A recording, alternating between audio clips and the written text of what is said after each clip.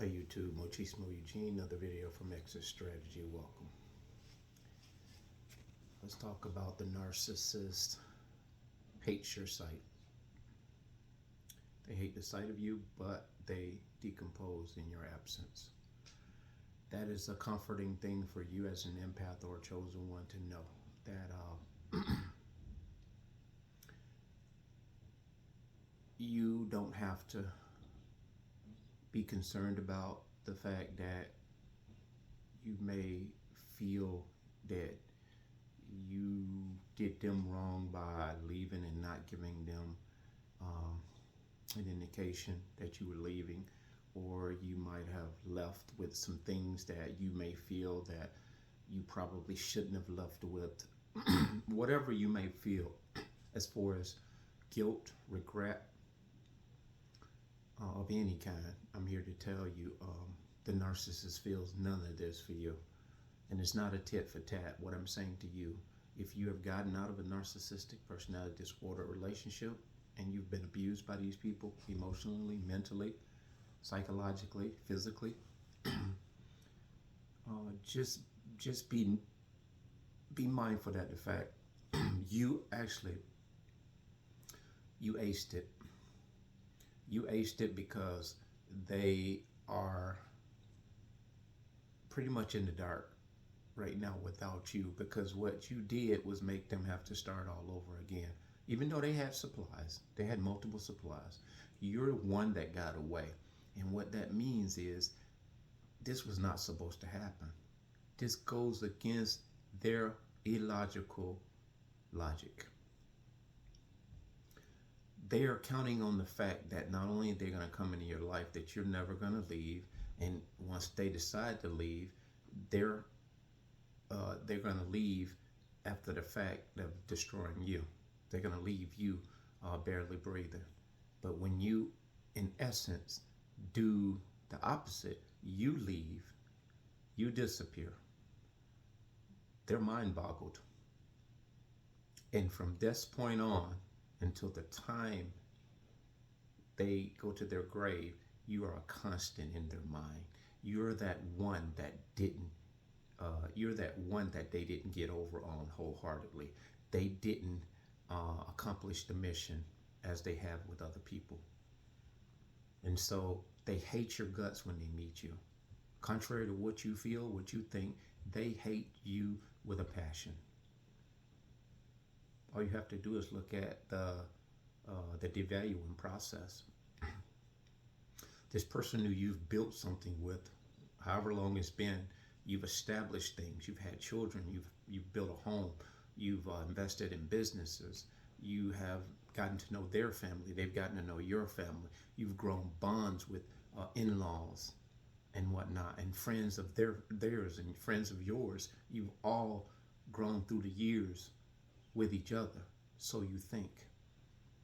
Look at the fact that everything you've done with this individual, they have simultaneously dismantled and went against everything that you would have thought that they were in support of.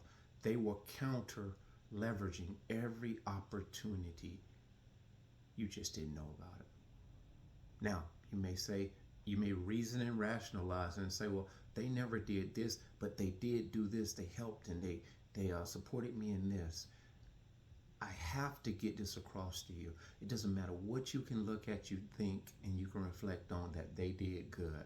It had an ulterior motive that didn't include you. It didn't include you. You might see it as it worked out for you in your favor, but all the losses that you can't even recollect because they were so covert, they were so discreet. The things that you will begin to understand once you become more and more awakened and enlightened, you will realize, wow, that time when I broke down and I called him because I was on the side of the road and he told me, don't ever let a man help me on the side of the road. I was there for 2 hours and he said he'd be there in 15 minutes. Then I called him and I called him and I called him and he gave me millions of excuses. You will now be able to understand that this does not compute with reason or rationale of a person who is both loving, caring, and supportive and protective of his mate. First of all, that first thing is don't ever let a man stop and help you out. That's the insecurity. That's the control. That's the control. These things taken in in conjunction. That's not always the case. If a man said, I would rather you not let anyone assist you on the side of the road because it's dangerous out there. I may say the same thing if I'm protective of my mate. But there's a difference. You won't see a correlation of control in that relationship. You may see one or two things that are not even up for compromise by way of your mate wanting you to be safe. And the difference is, if I say that, you darn well better believe I'm going to be there ASAP. And if there's any way that I can't be there within those 15 minutes or 30 minutes, you damn well better believe I got connections of someone that can be there. I mean, unless they're farther than a half hour away, and then measures have to be taken in that respect. But I'm trying to show you a point here. If you look back at the fact that this person told you 15 minutes, half hour, and it ended up being 2 hours later. You may have called their phone and it went to voicemail. I wouldn't put it past this narcissist, and we're talking about a male-female dynamic. Female broke down, husband saying, don't let nobody assist you, just call me. This narcissist very well could have been in bed with another woman or man. Sometimes they rock the boat on both ends. They will use this time. They won't even be bothered. They won't even feel like it's an urgency. They'll get off that phone and roll over and continue to have crazy, dumb, demonic sex with the other supply. And 2 hours later, they come in to pick you up. They don't have a delightful attitude. They don't have an expression of concern for you. They get out of their car and they walk up almost like entitlement. You owe them a big hug. You owe them a bow. Bow at their feet. I went out to dinner with a female the other day, and just thinking maybe something to do, and I reached out to this individual, and just was random platonic, going out to dinner, trying to see if I am into just trying to connect with a woman. And I don't want to say dating, but just to do an interaction, meet up, go for dinner, two people kind of interested in doing some stuff. And mind you, full disclosure, it was on a site that I went on years ago. And so I was just strolling along, and I know there's nothing good that comes from these sites. You have a handful of good people, decent people, I want to believe, but even those people who get into this mode of the dating sites, you find out quickly that you never get what you sign up for. Looking for love in all the wrong places. So I did this as a gesture. I had a little time, or I made a little time. I had to resist working and doing stuff around the house because I just want to really, decompress, and I want to get my mind in a mode of I want to be relatable to people. I want to interact with people in a beautiful way. I don't have to be in and around people, but I believe that it is a healthy thing to try to exercise that part of you. You have to be able to go out and engage.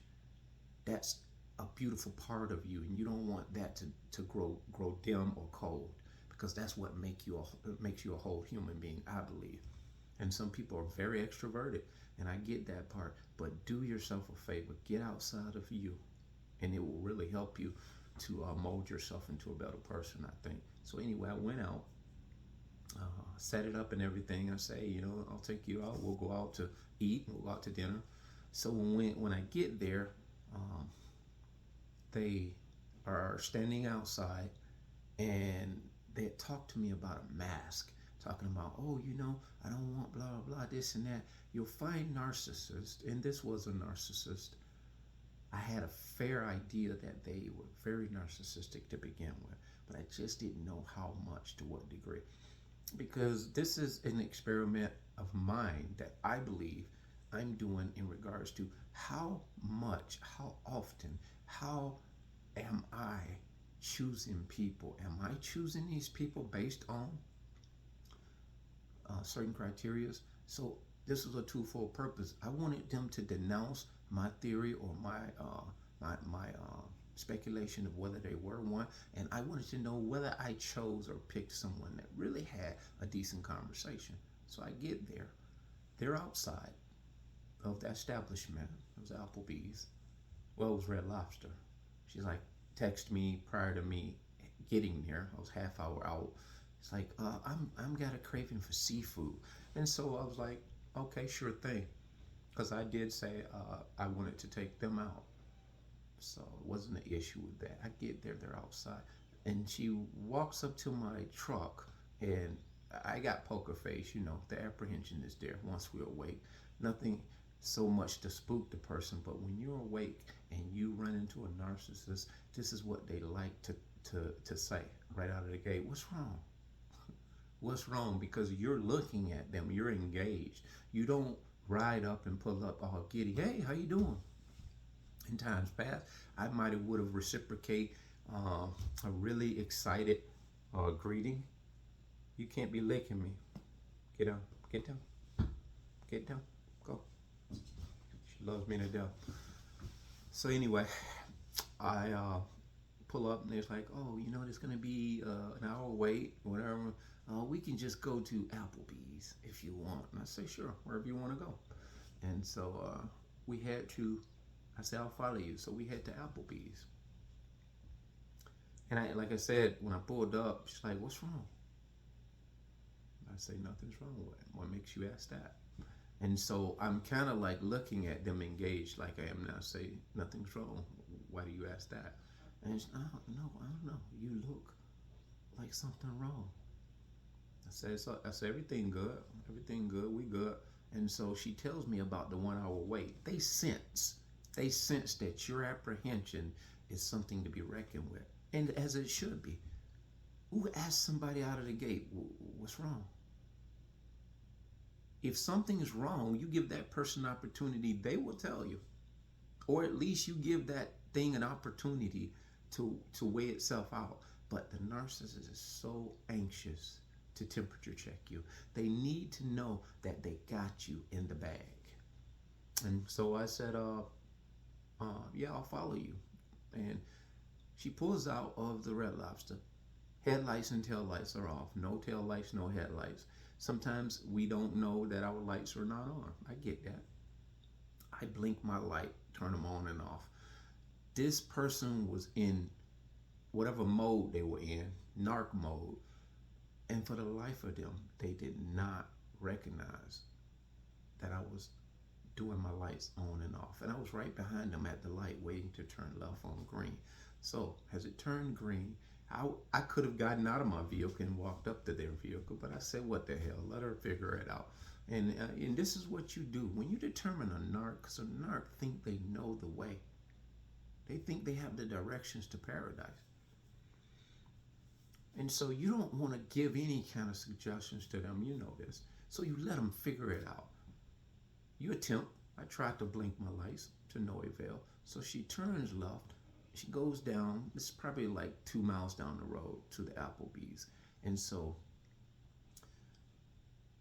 she turns the right signal on to get in the right lane. I don't know. I think she went into the right lane, but for a whole mile or two, the right signal light remained on.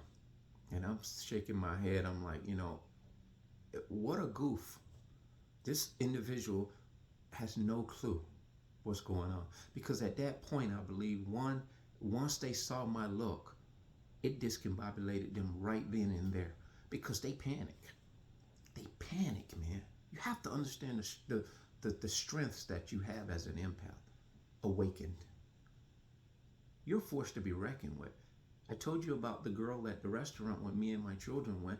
This girl, before she even came up to take our order, she came back. I asked for coffee. My kids asked for a couple of drinks, as you know, normal. Nothing major, nothing extra there. She left, came back, and told us she will be your server. I had a family emergency. The look on this woman's face when she walked up to us to ask us what we would have to drink, you could see she got sick to her stomach. These low vibrational demons, they read your piece.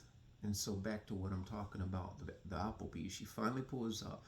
I pull up in the parking lot, maybe 3 cars over. Didn't park right beside her. It was a space there, but me having the truck, I just parked in a space that had a lot more space, not far away.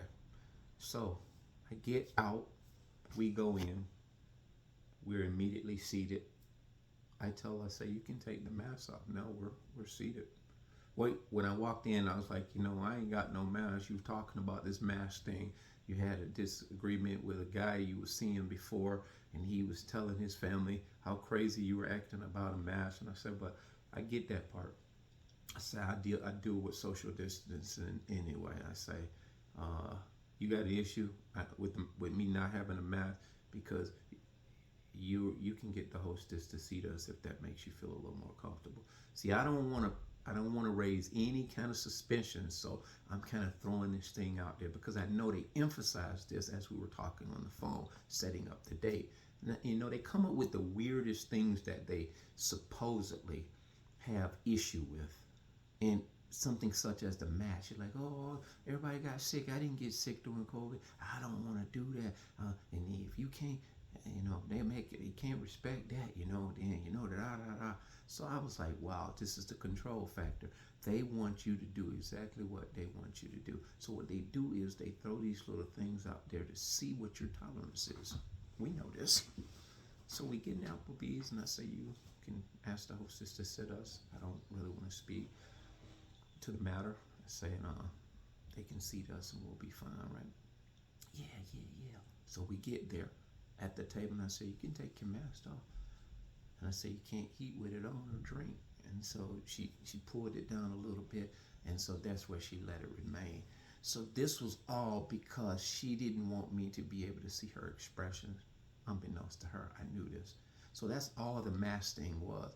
They want to hide who the hell they are and all that their demonic demonism. So when COVID came out for narcissists, this was a godsend, they thought, because they could double masked up. And so the thing is, she even emphasized that. She said, yeah, I was double masked up during COVID. And I was like saying to myself, and how? He was actually, if you had double masked, you was actually triple masked. I was saying that to myself. So nothing was expected from this interaction. And by the way, I'd already said, I'm going to come up and I'll probably stay at a hotel. It's like, I ain't going to stay at no hotel. I got this big old penthouse or this condo, which is an apartment. And so I said, whatever you want to do. So that was her indirectly. I don't know if that was her indirectly telling me I could stay at the apartment or her or whatever condo, a townhouse, I don't know what you call them. And so, or whatever. So we sat down, we ate, or we ordered, and she finally ordered. Man, lo and behold, you could see the narcissism, the strong narcissist disorder coming out. I told you about this in the past. They get giddy when it gets around food, especially if they know someone else is paying. It's a free for all. And so she began to order some. She said, I think I'm gonna get 225 just to start. Then I might get a main, blah blah blah. And I'm just sitting there and say, and I really didn't even respond.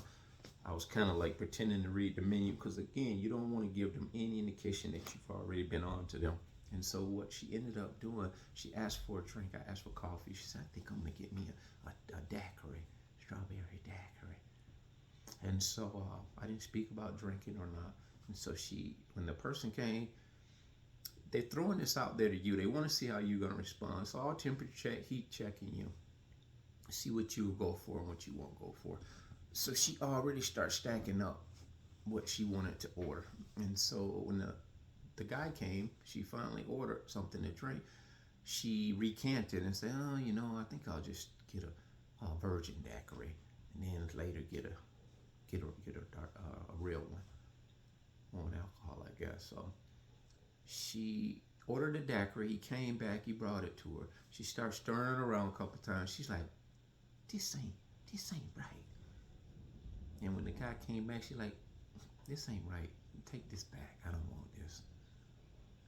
It's supposed to be heavy, but it's supposed to be this." It's like a contradiction, whatever she was trying to get across to him. And this guy was looking at her like she had 10 heads, but he was trying to be respectful. He took it back. He said, "I'm sorry. I'll take it back and get you a no." They bring the second one. She sips it a couple times. She's like, "Man, they messed this up too. I don't know what's wrong with these people. They can't get this right. What's the problem? I make them all the time." And so the guy came back, and she gave him her spiel. "Oh, this ain't right. This ain't right." And she said, "What's going on? They don't know how to make this." Just really going in. First date or first meeting, this is what they will do when they get comfortable with you. They are extremely temperature checking you, because what had happened when I looked at her when I first pulled up, I told you just discombobulated when she said, "What's wrong?" And I said, "Nothing." "Well, what makes you ask?" And so this discombobulated her so bad, all the way up to when we got to Applebee's, she was still in a discombobulated state. So in order to elevate their mood, because you've injured them, they need to attack something. They need to create chaos or friction with something or someone. This is how they're built. They need this because it's going to bring and elevate that mood back up to where it was before I injured her with the stare. And so this is all that was. And they're picky anyway. They don't know what they want. And so the guy took the second one back. He comes back, or a female comes over, and she does like this. She's talking to her like, "Ma'am, what exactly do you want on your daiquiri? I'm not sure what you're asking us to do. That's the way we normally make them." She's like, "No, I eat here all the time, and that ain't the way they make them." And I'm sitting over there. I'm not even moved by it, because I already know narc. And so I'm just kind of like somberly looking around like this, just not even engaging with this garbage. I'm looking at the hostess actually, and didn't doing a gesture like this occasionally, just trying to make her not feel so intimidated. I didn't want her to think that this was 2 against 1. I hope I did a fairly good job of that, because I'm not even on that, man. And so I think they read that. Body language says a lot. So wasn't my fight there, and it was petty to begin with. So after all, she said, "No, just take it. I don't want it. I don't want anything else. What about this blue drink?" So in essence, this idiot, shameful, embarrassing idiot, 61 years old, by the way. I had thought 61 years old. I said, I'll give it a chance, because I'm here to tell you, it does not matter. You can meet a 70-year-old woman, a 70-year-old man. If they are a narcissist, they have gotten worse. They have gotten worse. And you'll find that out very quickly. Had 4 phones when I got back to her house. 4 phones, 4 cell phones. I asked her what she did for a living. "Oh, I'm retired. Actually, I get disability." And then this is where she went in and got really comfortable, start telling me, dancing around, just they do these things to keep their mind occupied, because for them to sit down and have a real cordial conversation, they know that they're the ones that's going to be interviewed. They don't want to be interviewed. They want to interview you. They'll tell you just what they want you to know, and most of the time it's so superficial and petty and egocentric. you want to gag. So she tells me she got 4 phones. She said, yeah, I do. I post every day, 3 or 4 posts. Like I'm supposed to say, woo, you just stuff. Don't care, was not even interested. What that showed me at 61 years old, you care more about posting. And I didn't want to jump the gun because a lot of people, content creators, are doing some things that, that make their life rewarding. Not knocking that, but we're talking to narcissists. They're on there after the hunt. They're on there trying to deprive people of their peace. They're on there trying to garner sympathy, adoration, adulation, and attention in the worst way. Because who's not on social media to be paid attention to in one way or another? So let's get those two. Let's keep those two in perspective. And so, if any of you, as empaths, chosen ones, if you are obsessed and excessive about some of this stuff, in which I just pointed out, maybe you need to rethink how you're approaching social media. Because guess what? You and I could be on this addictive drive to be needed, to be accepted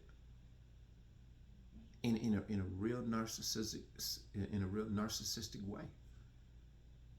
And to the point when you're not doing that thing, it bothers you. You're not yourself. Find out who you really are in isolation. And so, like I said, the title of this is The Narcissist Can't Stay in Your Sight, but they decompose in your absence. And so we get there, they take it back, they give her the blue drink, and she drinks that. And after we're done, they came and gives her a little to-go thing. I eat all of my food. I eat like a horse. I don't leave anything on my plate. That means you're in good mental standings. When you can eat, you have a good appetite, that means you're unbothered, man. You're unbothered. And boy, what a view. What a choice seat to have when you're awakened as an empath, man. You got the VIP section. To see these people in real time, knowing what they are, it's a beautiful, rewarding place to be. Know that, guys. That's the rewarding part of being awake.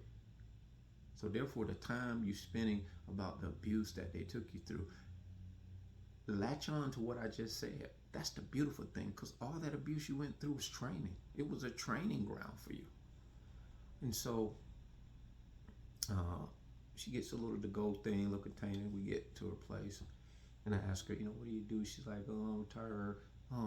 Really, I'm permanent disability. So in essence, she's getting disability from something she tried to rattle off about her back, nerves, this and that, and this and that. You know how many women I've met that have a lot of lame excuses, and ironically, they're all, they don't work. I mean, I'm 53. We get up in that age group, and women do have it harder when they abuse their body from working. Just something like childbirth. A woman goes through a lot more than a man does. She has to see a gynecologist or a doctor from the cradle to the grave. If guys, you didn't know that, just be mindful. Women do go through a lot more, just genetically as it pertains to their sex. But that's not what we're talking about either. We're just talking about a narcissist as the lame-os they are. They're always trying to portray themselves as, but she's dancing around. She can do all of this stuff, her movement, momentum, everything is good, contrary to what she's rattling off to me. So that's the difference I'm trying to tell you guys. It's a bunch of bullshit. They're master manipulators, but once they get comfortable with you, they can't even master manipulation, because if you're paying attention, and this is what you need to do, pay attention how they move and how they're just so fluid with telling you this foolishness. Then she goes from that, then she tells me about her bed. She has this bed, I ordered it, blah, blah, and then I asked them to send me a refund because it was lumpy, it was hurting my back, I wasn't able to get a good night's rest, and the impulse to say, well, and she said they sent me my refund, they gave me my money back, and what else she say to that? I can't recall exactly, but she was essentially showing me where she got over on these people and still kept the mattress that was supposedly hurting her back. So she schemed. This is what they do. They will get comfortable telling you all the schemes that they have committed. Remember the four phones. Then all of a sudden she's showing me all her pictures. It's like a little kid. They want to show you a whole bunch of pictures of them. And most often they want to show you some provocative pictures. So this is how they groom you and lure you in. So you just think they're eye candy. Not knowing a man of integrity that has long since passed all of this stuff. I don't need you showing me all this stuff. I mean, but again, didn't want to raise any feathers. So I'm on my phone on Facebook Marketplace as she's showing me. So I'm kind of just laying there chilling. And I'm laying in the bed with her. We both, clothed or whatever. And, I spent the night.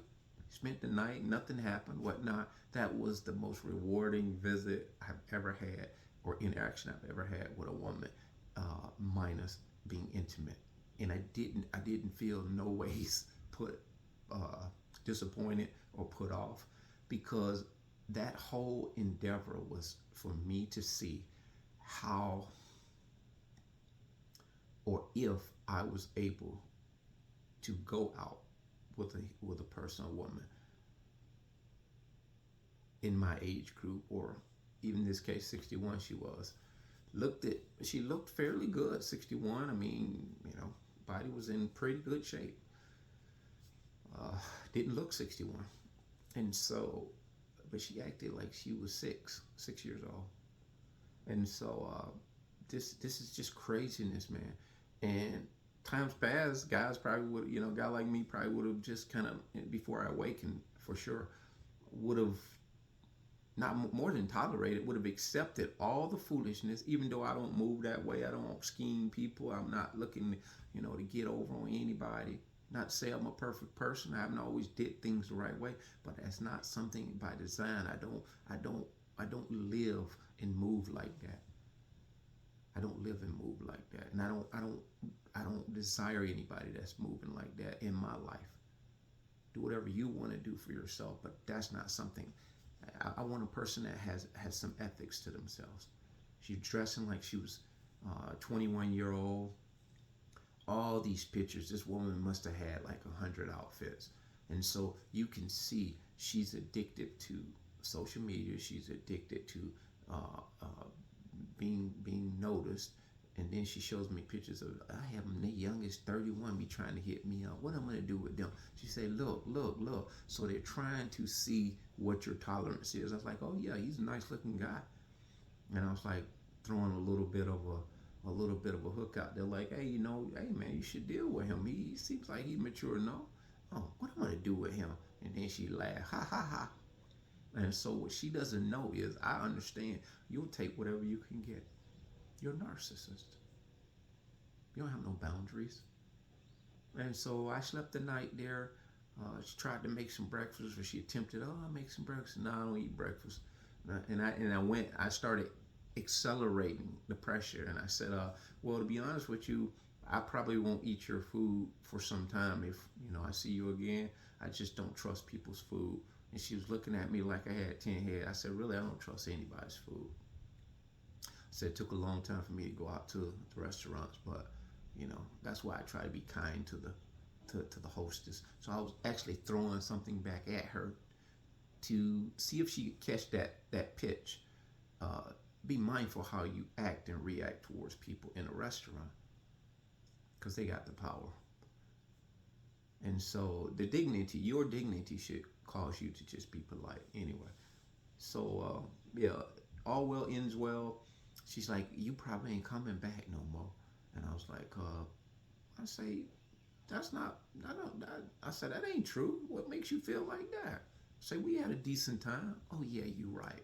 And so you leave them feeling like the opposite of what they're surmising, because they know it is no chance in hell that they are going to deal with you again. They don't want to deal with you because they already know something different about you. But the narcissist will dare try and latch on again. And so they're good with that. Once you disappear and dissipate before they are able to abuse you and manipulate, she chalked it up. Well, I got a free meal out of him. He didn't get nothing from me. Da da da da da. They do this on a daily. This is their way of life. Now, if they abuse you, that's a whole nother story. So that story I gave you, I interweave that with the title of what I was saying. But if they're able to abuse you, mind you me, they will miss you. And again, this individual feels like I'm her forever. She has just yet another guy in her collage of contacts. And they just stroll through their phone all day long, tapping around. She emphasized, oh, you handsome. See, they recognize your worth. They recognize your value, your physical appearance. They'll always dote on that. But they recognize something deeper than that, the depth, your authenticity. They know you have a raw character. Unlike theirs, it's so fake and facade, so empty. So they recognize something great. They recognize something good. And I'm glad she did, because you will be missed in many cases. But when they have abused you or had a chance to slight you and you bounce without no memo, don't give them a heads up, especially if they try to destroy you and you chew through the ropes and you bounce. You go silent, you go dark. You go MIA. And they know, like in my case, this individual I married, not only did she bounce, I knew what she was before she bounced. I knew what she was. I know what she is. I don't expect a Hoover ever. God is good. He did a TKO on her ass. And the divorce I've been speaking about, man, I dread it. I dread it, but I'll tell you one thing, I'm going to approach it head on, because this time I have, I'm using it to master the art of stamina, peace, prayer, resilience. Because knowing what you know about the narcissist is only half the battle. Now you have to work it out. Because these individuals won't go down without a fight. I don't know exactly how this is going to play out, but I do know the things that I know and I've been educating myself on are going to be vital to this proceeding once it ensues. So, you guys said prayer for me in that. I don't know. I want it to begin this year. I haven't started the process. I will update you if there's something to be updated. But again, the narcissist, they can't stay in your sight, but they definitely decompose in your absence. That being said, bless.